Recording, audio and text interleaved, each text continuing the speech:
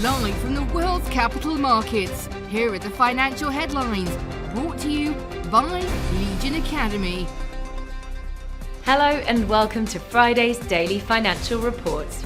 The dollar hit the symbolic level of 150 yen for the first time since 1990, while the British pound rose as Liz Truss said she would resign as Prime Minister.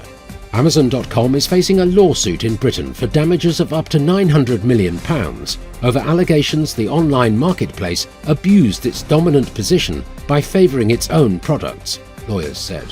Gold dipped to hold at a 3-week low as speculation the Federal Reserve will keep aggressively tightening monetary policy and potentially trigger a recession had investors again seeking shelter in the US dollar. The Aussie dollar pair made a minor upwards correction in the last session, rising 0.2%. The CCI is giving a positive signal.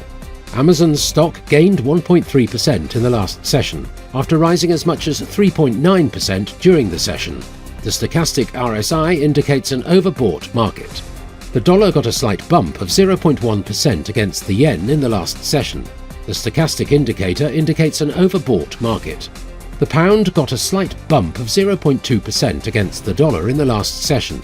The stochastic indicator is giving a positive signal. The US monthly budget statement will be released at 1800 hours GMT. Japan's CFTC JPY NC net positions at 1930 GMT. The UK's retail sales at 0600 hours GMT. The Eurozone's consumer confidence will be released at 1400 hours GMT. The Belgian Consumer Confidence Index at 0900 hours GMT.